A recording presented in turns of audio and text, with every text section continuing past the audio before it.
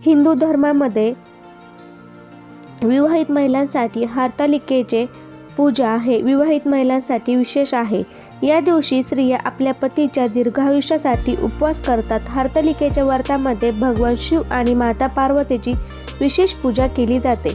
तर भाद्रपद महिन्यातील शुक्ल पक्षातील तृतीयेला म्हणजे हरतालिकेची पूजा केली जाते। तर हरतालिकेच्या दिवशी विवाहित स्त्रियांचा अखंड सौभाग्याच्या इच्छेचे व्रत आणि पूजा करतात। याशिवाय विवाहित इच्छुक मुली चांगल्या वराचा प्राप्तीसाठी हे व्रत ठेवतात। हिंदू धर्मात विवाहित महिलांसाठी हरतालिकेचे विवाहित महिलांसाठी विशेष महत्त्व आहे। या दिवशी स्त्रिया आपल्या पतीच्या दीर्घायुष्यासाठी उपवास करतात। हरतालिकेच्या व्रतामध्ये भगवान शिव आणि माता पार्वतीची विशेष पूजा केली जाते। अविवाहित आणि विवाहित स्त्रिया दोघेही ठेवू शकतात। वट सावित्रीच्या व्रताप्रमाणे हरतालिकेचे व्रत निर्जन ठेवले जाते। पौराणिक मान्यतेनुसार माता पार्वतीने भगवान शिव यांना पती म्हणून प्राप्त करण्यासाठी हे व्रत केले होते। हरतालिका व्रत केल्याने महिलांना वैवाहिक सुख मिळते अशी मान्यता आहे। तर आपण इथे पूजा साहित्य बघूया। 2 गौरी घेतलेल्या आहे। मी खोबरं गुळचा नैवेद्य, स्टँड, विडा, भस्म, फळ घेतलेलं आहे, गजरे घेतलेले आहे, तांदूळ घेतलेले आहे, गणपती, मी हे फुलं घेतलेले आहे, वाळू स्वच्छ धुवून घेतलेली आहे आणि मी सर्व झाडांची पत्री घेतलेली आहे। चाफ्याचं आपलं जे डाळिंबाचं असतं ते आपण जे सीताफळ हे झाड आहे त्याची पत्री, इथे मी आघाडा घेतलेला आहे, धोत्र्याचं फूल, धोत्र्याचं फळ, दुर्वा घेतलेली आहे आणि ते वाळू मी स्वच्छ धुवून घेतलेले आहे। अशा प्रकारे हे सर्व साहित्य तुम्ही बघून घ्या। तर हे सर्व साहित्य मी घेतलेलं आहे। धूप, दीप, अगरबत्ती, खोबरा गुळाचा प्रसाद घेतलेला आहे। मी तुपाचा निरांजन घेतलेला आहे। गणपतीला जानव घेतलेला आहे।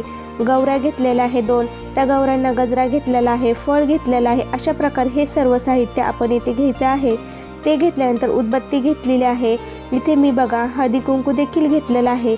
तर हे सर्व साहित्य आपल्याला घ्यायचं आहे। तांदूळ घ्यायचे आहे। तर अशा प्रकारे हे सर्व साहित्य तुम्ही आणून ठेवा। आधी मी एक पाट ठेवलेला आहे आणि मी पाटावर आता अक्षता टाकून दिवा प्रज्वलित करून घेणार आहे। पहिले कुठलेही शुभ काम असो सर्वात पहिले दिवा प्रज्वलित केला जातो। दिव्या दिव्या दीपककार, काली कुंडल मोतीहार, दिव्याला पाहून नमस्कार। तर अशा प्रकारे इथे दिवा ठेवून मी तो प्रज्वलित करून घेणार आहे। तर हा मी तुपाचा दिवा लावलेला आहे। तुम्ही तेलाचा लावू शकता किंवा इतर कोणताही दिवा लावला तरीही चालेल। तर दिवा प्रज्वलित करून घेतल्यानंतर आपल्याला काय करायचं आहे, व्यवस्थितरित्या दिवा प्रज्वलित करून घ्या।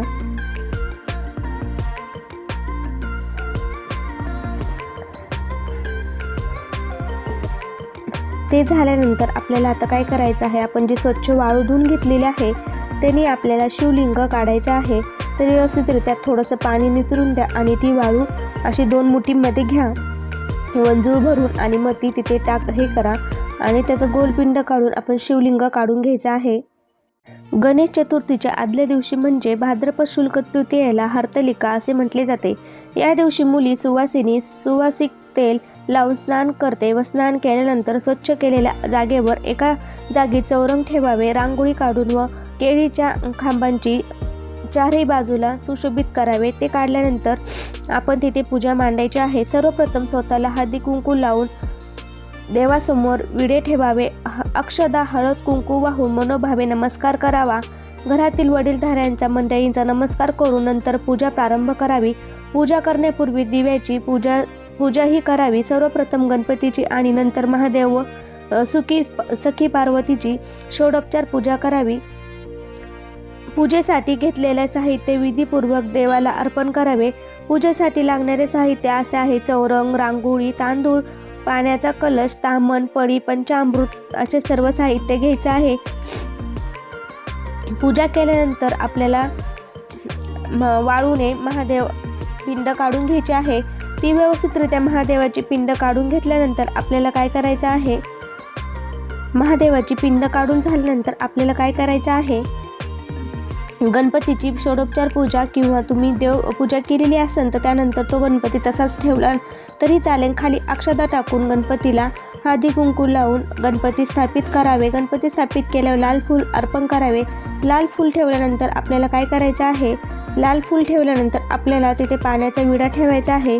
विडा ठेवल्यानंतर आपल्याला काय करायचं आहे, आपण कुठलंही शुभ कामाला पहिले गणपतीला निमंत्रण देत असतो. मग गणपती आपण पूजा केल्यानंतर आपल्याला एक विडा ठेवायचा आहे. विडा ठेवल्यानंतर आपल्याला जे जानव आहे ते गणपतीला घालून घ्यायचं आहे. ते घातल्यानंतर ही माळ आपल्याला महादेवाला अर्पित करायची आहे. तर आता आपण काय करणार आहोत, साईडला महादेवाच्या पिंडीवर सर्वीकडनं फुलं ठेवून घेणार आहोत. तर आपल्याला ज्या पत्री लागणार आहेत ते आपण व्हायच्या आहे. बेलपत्र, आघाडा, मधुमाला, दुर्वा, चाफा, कण्हेर, बोर, रुई, तुळस, आंबा, डाळिंब, धोतरा, जाई, मरवा, कुंबळ, अशोकाची पाने वाहवीत. नंतर मनोभावे प्रार्थना करावी. कुमारिके इच्छित व्रत मिळवण्यासाठी व तर सुवासिनी अखंड सौभाग्य लाभो ह्यासाठी व्रत करतात आणि मनोभावे प्रार्थना करतात. हे सर्व फुलं ठेवून झाल्यानंतर आपल्याला सखी पार्वतीची पूजा करून घ्यायची आहे. तिथे मी अक्षता टाकून, हळदी कुंकू टाकून त्यावर मी सखी पार्वतीची मूर्ती ठेवणार आहे. तर अशा प्रकारे तुमच्याकडे सखी पार्वतीची मूर्ती जर नसेल तर तुम्ही दोन्ही साईडला जे आपण शिवपिंड काढलेले आहे वाळूने, त्याची सखी पार्वती काढून तुम्ही त्याची पूजा करू शकता. पण ही माझ्याकडे मूर्ती होती, मग मी त्या मूर्त्या तिथं ठेवलेल्या आहे आणि मी त्यांना गजरा देखील घालणार आहे. तर गजरा घातल्यानंतर आपली जी पुढे त्यांच्या महादेवाची पिंड आहे त्याची देखील पूजा करून घ्यायची आहे. तुम्ही त्यावर आघाडा, बेलपत्र ते वाहून घ्यायचं आहे. त्यानंतर येथे मी जे फळं आहे 2 माझ्याकडे ते फळं ठेवलेले आहे. तुमच्याकडे नसेल तर नाही ठेवलं तरी चालेल, इच्छेनुसार आपल्याला ते ठेवायचं आहे. त्यानंतर ते ठेवल्यानंतर आपल्याकडे ज्या पत्री आहे त्या आपल्याला महादेवाच्या पिंडीवर ठेवायच्या आहे. जी पिंड काढलेली आहे त्या पिंडीवर ठेवायच्या आहे. आमच्याकडे त्या पत्री महादेवाच्या पिंडीवरच ठेवतात. तर हे जे मी वस्त्र करून घेतलेलं होतं ते मी महादेवाच्या पिंडीला अर्पण केलेलं आहे. तुम्ही महादेवाच्या पिंडीला पाण्याने, पंचामृताने अभिषेक करू शकता. आमच्याकडे करत नाही, मी नाही केला, तर तुम्ही ते इच्छेनुसार तुम्ही करू शकता. पूजेसाठी घेतलेले साहित्य विधीपूर्वक देवाला अर्पण करावे. पूजेसाठी लागणारे साहित्य ते आपण सर्व अर्पण केलेलं तर आहेच. तर जे पत्रे आहे त्या देखील आपण व्हायच्या आहे. दिवसभर कडकडीत उपोषण करावे. शक्य नसल्यास फलाहार करावा. या दिवशी अंगीवर बनवलेले कोणतेही पदार्थ खात नाही. नंतर रात्रभर झिम्म्या, फुगडी, टिपऱ्या, चोप इत्यादी खेळ खेळतात. जागरण करून, हरतालिकेची कथा ऐकून, आरती करून 12 नंतर रुईच्या पानांवर दही घालून ते चाटावे. दुसऱ्या दिवशी उत्तर पूजा करून ती लंगे विसर्जित करावे. तर अशा प्रकारे हे सर्व मी पत्री इथे अर्पण केलेले आहे. तर येथे हे पत्रे तुम्ही महादेवाच्या पिंडीवरच ठेवायचे आहे. तर अशा प्रकारे हे सर्व आपण पत्रे ठेवून घेतलेले आहे. तुम्ही धोत्र्याचं फूल घेऊ शकता. धोत्र्याचं फूल तर आवश्यक आहे, फळ घ्यायचं आहे. तर अशा प्रकारे ही आपली साध्या सोप्या पद्धतीने हरतालिकेची पूजा झालेली आहे. सगळीकडे आपण अक्षदा वाहून घ्यायच्या आहे, हळदी कुंकू वाहून घ्यायचं आहे. सगळीकडे आपण अक्षदा, हळदी कुंकू व्हायचं आहे, धूपदीप ओवाळायचा आहे. आणि अशा प्रकारे मी सगळीकडे हळदी कुंकू, अक्षदा वाहून घेतलेला आहे. मी गूळ आणि खोबऱ्याचा नैवेद्य देखील ठेवलेला आहे. तर इथे मी आता उदबत्ती लावून पूजा पूर्ण करून घेणार आहे. तर उदबत्ती ओवाळून घ्यायची आहे.